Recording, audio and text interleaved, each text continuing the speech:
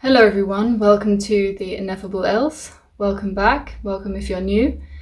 Today I'm here to talk to you from a beautiful city called A Coruña in the north of Spain. I'm still in the tail end of Cancer as I record this, so doing the Cancer thing of moving to the best location for that time. Very transitional, as the rest of Spain is in a huge heat wave. We come to the most northwesterly corner and catch a bit of a breeze and something more suiting. There's no point remaining in an environment which doesn't suit you for that time. It's that acceptance of change and also acceptance of what you can change about your situation. So we've just finished walking the Camino de Santiago, the Portuguese way from Oporto to Santiago, and decompressing here now. It's been a wonderful journey, absolutely insane, incredible, observing a lot of crabs, observing a lot of myself, observing mostly our relationship and the potentials for relationship and how you can evolve together and how you can go through something such as walking a Camino, a pilgrimage, together and have your relationship deepened and strengthened by this. So I recommend this, the Camino, the St. James Way, Jacob's Weg, any kind of pilgrimage, any kind of long walk with someone. I recommend it for anyone wanting to connect more with a family member, with a friend, with a partner. It really takes it to the next level. And I was also feeling into the upcoming Leo, which this video is all about. So this is a forecast for the tail end of the month of July going into August. This is the brightest, brilliant, most sunny time of the year. It is very personal. It's very tender. It's very shiny, bright, and out there, extroverted fire. And yet it is a very soft and tender place. And it really depends how you have been working through this Cancer energy to make yourself more comfortable, to make yourself more secure in yourself and who you are, to then be able to, it's very hot, to then be able to shine as the lion that you are and to step out there without there being a tenderness and a softness to your underbelly that can be easily triggered and poked and prodded. And this isn't about becoming so kind of dogged in who you think you are and not being flexible. This is about having enough flexibility in what is happening externally, enough acceptance of what is happening externally and internally within your system, but knowing your core values, knowing your core essence and who you really are as you then come and present yourself to the world, which is Leo. This is the crescendo of the personal before we move through into more collective energy. We tie all the loose ends together in Virgo, and then we're really into something much more to do with the collective in Libra. And you'll find with Libra types that there is a big contrast between those who are extremely balanced and those who are really out of alignment and not centered. And it's because they need to rewind, bring it back to their Leo self. Leo is the ruler of the sun. So what is your sun? How do you relate to your sun? This most primal principal element in astrology. And also, what do you have going on in Leo? For me, it's Chiron. So when I have Leo season rolling around, my Chiron is triggered. This is my wound. This is the wounded healer. So for me, this is where I'm very tender. This is why Leo to me feels so tender, because it's about this bringing something to the world and having been too insecure or a lack of bravery to be able to bring something forward. And as I was walking, I was considering these points and moments within my life when my Leo has been tested and challenged. And this is going right back from age, and it's very good to strip things back to how you were age 6, more or less. This is just as you're about to step out into something that's not just you and your parents and into something more in the collective realm around age 7, you're a completely new individual self. So what were you doing just at that cusp age between 6 and 7? I was putting on plays and performances. I didn't need anyone's approval. No one had to give me the idea to do it. I said, I love Pokemon and I need to produce something. So I put on a play and I wanted to be every single Pokemon character. I knew I could do it better than anyone else. And I had that level of confidence and shine. And I said, this is logistically impossible. So I'm going to have to call in some other people. So I said, who wants to be in my play? Okay, who wants to be Jigglypuff? Okay, who's going to be Pikachu? And going around all of them. And of course I had to be Ash. So I'm the master with all the Pokeballs. But it was a success at age 6. And I said, okay, let's put on this performance. And I said to the teacher, look, we need an audience. And she said, well, do you want to do it in front of the reception classes, you know, the 4 and 5 year olds, the years below you? They can be your audience. And I said, okay, can we have the main hall? Yeah, of course. And I was very direct, very assertive, and no nonsense. We're doing this. This is what I want to do. This is creative self-expression. And it was fantastic. And it was mostly fantastic because I was so in my element, fire, so much enjoying myself, so much shining. And these little things kept coming up, these opportunities to, it's just a space to fill. This is the fire. It's that expansion into the air. And then I get to age 11 and I'm a fantastic singer and I get put in the school choir. And one day the teacher, he says, I think I'm going to move you to the back row. And the Leo is so fragile within the teenage years that him saying that to me was flat out the worst thing that had ever happened to me. And this is Leo not being able to take criticism. And I dropped out of the choir. He put me at the back because I was tall. He was laying out all of the kids so they looked good and in unison. Leo has a problem with being in unison. This is the challenge for Leo. How can we be part of the whole? How can we see the bigger picture and see our unique individual self within that? And I fell off into solitude essentially at that point. Is that I'm not going to do sport. I'm not going to do group activities because I can't have that very, very fragile Chiron. I didn't know at the time, but that Chiron spot triggered. So I dropped off. Still making art, still creative, but very private with it, very insecure about it. I go to art school. And just before art school, I win an award. And it's almost like a fabricated award for outstanding contribution to school life. It's not academic, it's not sporting, it's not anything. It's just someone who was there trying to shine, and that was the best of me at that moment, aged 18. Then I go to art school, age 19, and I made a huge quilt. And it was an art course where you could choose many different things to make, and I wanted to celebrate feminine arts, and I made a quilt. And I thought, this is amazing. I've poured all my time and energy into it. And I had a pre-existing belief that I would be accepted for having created this, you know, and I got completely knocked off my pedestal in a much more direct sense. As my tutor, he said, I don't want that in here. That's ugly and it's not fashion, and take it home. And I said, but my parents are coming to the art show. And he said, well, just look. And he grabbed one piece from my sketchbook that was this big, this little embroidery, and he stuck it on the wall under the radiator. And he said, that is for mum and dad. And I was like, oh.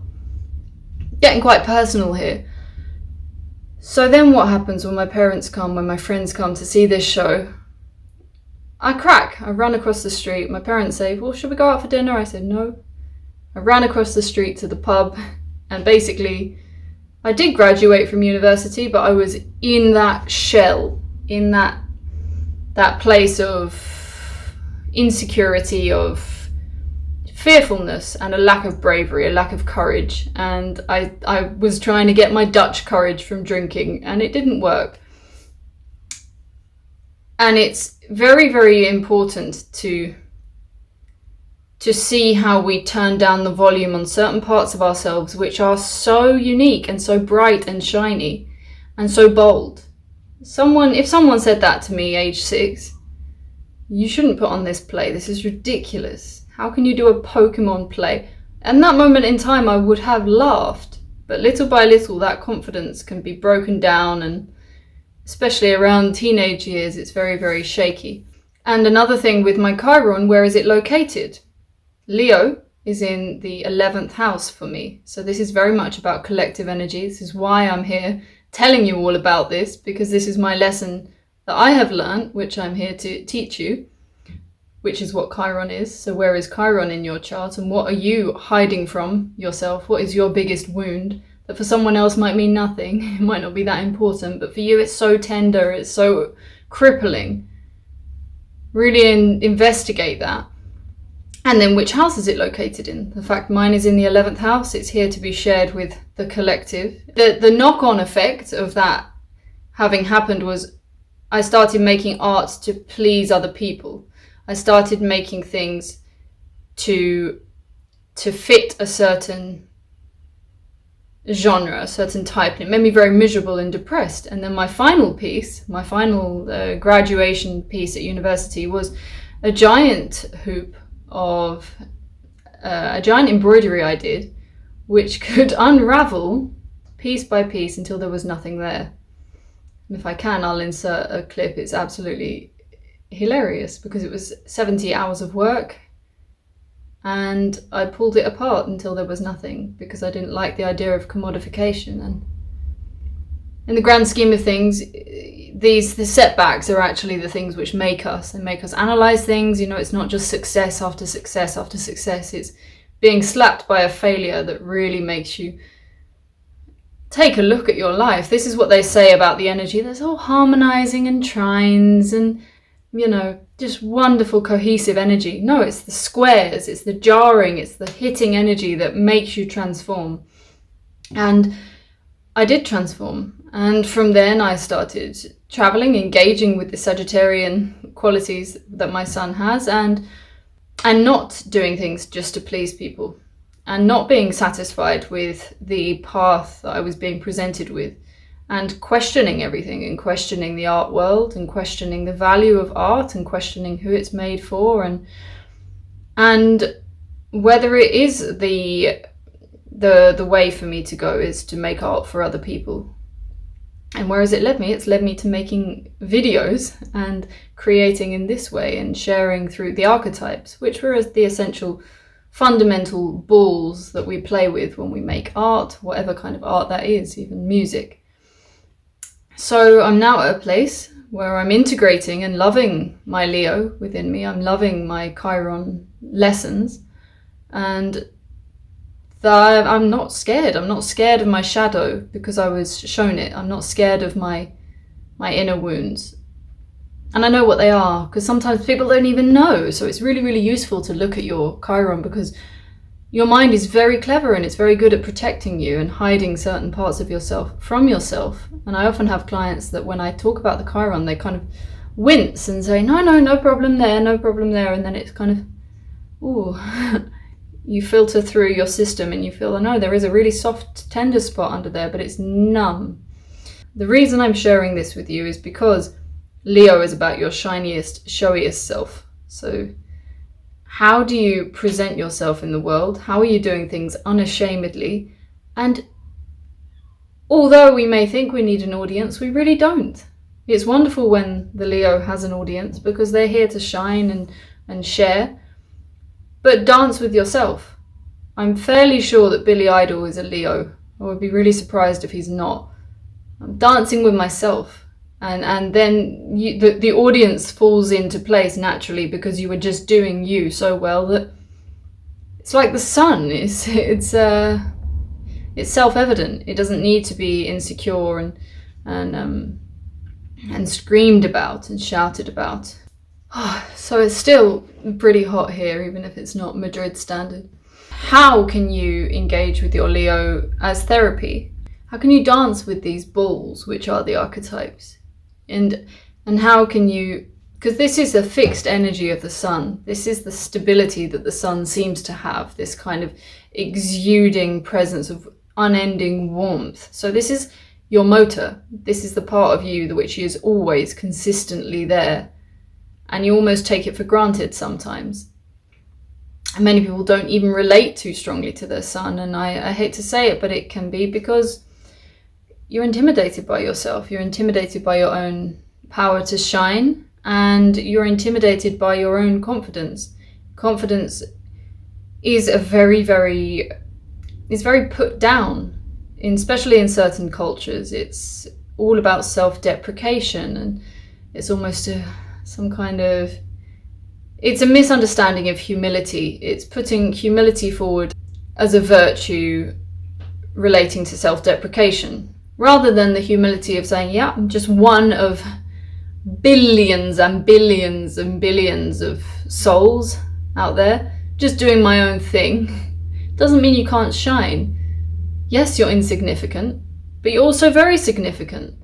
And it's that holding of a paradox together. And instead with Leo, we either get very carried away with how great we are, which we are, and start singing our own praises and look at all the rock stars, especially with that generation of Pluto in Leo that we had born around the 1940s, the baby boom generation that were then in their heyday in the 60s. You know, they didn't care. They didn't ask for anyone's permission, and they were absolutely genius and talented and fantastic, but a lot of them got completely misled and off the rails because they were too in love with themselves. And we've gone in the opposite direction, where self-loathing is very admired, and self-love is a catchphrase again, which then goes in a direction of bigging ourselves up or having a bubble bath, when it's kind of like, when you're so confident in yourself and who you are, you can do anything anywhere. And I was watching the pride parades and thinking, okay, this is pride, showing me, look at me. Then I looked at myself on that day, and I was lying on a bench, drinking juice in my pants, and I didn't give a crap about anyone else around. I changed my sanitary towel there and then. And I noticed this with Ricardo and I, that we just managed to enjoy whatever is happening and not feel any pressure externally. It's almost like the rest of the world just doesn't exist, and not care about the not notice physically, stop noticing the eyes of other people looking with any kind of judgment that they may have. And it's incredibly liberating, and that is what I feel true pride is. And it's quite the opposite, actually. It's not shouting who you are, it's being who you are, and being not ashamed of who you are, not ashamed of your bodily functions, not ashamed of whatever it is that you want to do. There's not a level of insecurity, and there's a level of self-acceptance whereby even if someone is extremely judgmental of you and triggered by you and affected by you, you can look them straight in the eyes and just be such a clean mirror that it just gets reflected back at them. And I've seen this happen multiple times with Ricardo, where he's just very comfortable in himself. It's very funny. If he wears one outfit or another outfit, people will judge him and react to him in different ways, but you see it flash back and hit themselves in the face, because he knows that he's not his clothes. He knows he's not, whether he's got shaved head or hair down to his waist. He knows he's so much more, and it's an invisible quality that you can't actually quantify. And I just know he has no shame. And I've been observing Ricardo for all these years, being himself with me, with my grandma, with the people in the shops, with the people on the aeroplane, with the police. He is the same person, and he's never tired. And when he sleeps like a baby. When he wakes up, he looks like an angel. It's incredible, because he's not lost in perception from other people. He knows exactly who he is. He didn't need me to tell him his astrology chart. He knows himself so clearly. So when we we looked at it together, it was like, yep, that's a match. That's 100% how he is and how he presents himself to the world. And he's very blessed to have had this information just by being himself for all these years and not shutting down and not changing himself to please others, which is never a path that we can take. It's not sustainable. So your Leo, how you shine, how you bring yourself to the world, may not be everyone's cup of tea, may not be the exact genre of music that they like. Just do it anyway. Be respectful of others and then do it anyway. Make the space for yourself to enjoy life, and don't limit yourself. Don't think that you're finished. I think that's a really important thing to realize, is that you're not done, and you are infinitely more than you realize. It's like it's all there. But say, for example, you open a box and you see the first layer and you say, that's gorgeous, beautiful piece of jewelry, what fantastic.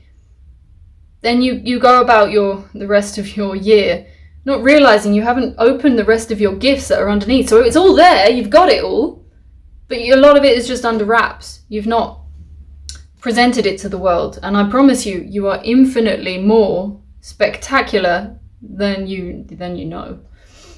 And with qualities and areas of life that you may never have dreamt that you could tap into. That's pride. That's true pride, is having this inner sense that I am one of God's children, one of them. So I'm not so special that I am God, him or her or their self. I am just one of many, many, many, but completely unique in every sense of the word. And it's astonishing to me to walk around the street and doing a pilgrimage like that, where you see so many faces and so many people and your eyes are wide open. You have nothing else to think about. I haven't looked at WhatsApp. I haven't been on Instagram. It's just a dream. You just, dum, da, dum, da, dum. And you look in the faces of people and you see the suffering and you see the striving and you see the pain in your own legs and feet and your disconnection from your body, and doing something a bit difficult really shows that about yourself. You think, oh wow, I was living in an illusion and I didn't know myself. I didn't know this part of my foot existed. I didn't know. And you look in the faces of people so depressed, so miserable, which is the majority most of the time. Most of our faces when they're resting really look like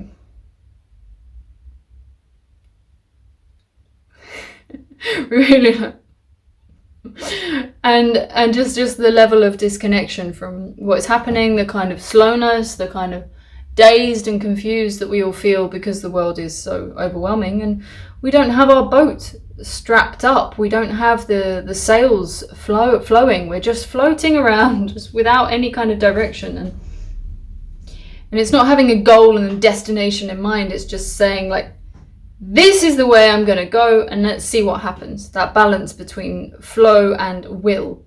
So as this is lighting up my Chiron, and as it is lighting up this soft and tender spot in terms of self-expression, I'm here to express myself to you fully, completely, nakedly, as I can, for the purpose of showing how possible it is to overcome these things, which essentially, when we get triggered at certain points, we think, that's not what I'm here for, that's not what I'm good at. I hear that a lot, like, I'm not artistic, I'm not creative, no, I'm not an organized person. It's like, you have that, I'm sorry, you do, you've got that potential within you somewhere. And we like to use astrology to limit us and to bring us down, we do, to make excuses for the past. And instead it can be really used to say, well, this knob, this volume needs to be turned up here to bring it into more of a harmony. Oh, I've not played with this button before. What happens if I press this one? And it's kind of ding, ding, ding, ding, ding. It's not so black and white straightforward as your sun, moon and ascendant. And I would like to say one final thing about the book I've been reading, The Cloud of Unknowing. The author was an unknown, supposedly an unknown monk from the 14th century. He says in the first page, please don't share this book with anyone who might not use it seriously, who may not be taking life seriously enough in the sense of a spiritual journey and just using it for distraction. But I will mention it here just in case it does reach the ears of someone who really needs this. The cloud of the unknown is where he's talking about the thing we can't talk about, the thing we don't know about, the thing we're scared of, the thing that is just the other side, just out of reach always. And this is that connection with that eternal flow and being okay with being in the flow, totally. And he talks about another cloud, and the other cloud is the cloud of forgetting. And this was wonderful, the metaphor for just keep walking, and when the past comes up, you only notice it to look over your shoulder and say that it's behind me. Like, is that going to help me with the path? No, I'm going to fall. So just keep going, moving forward.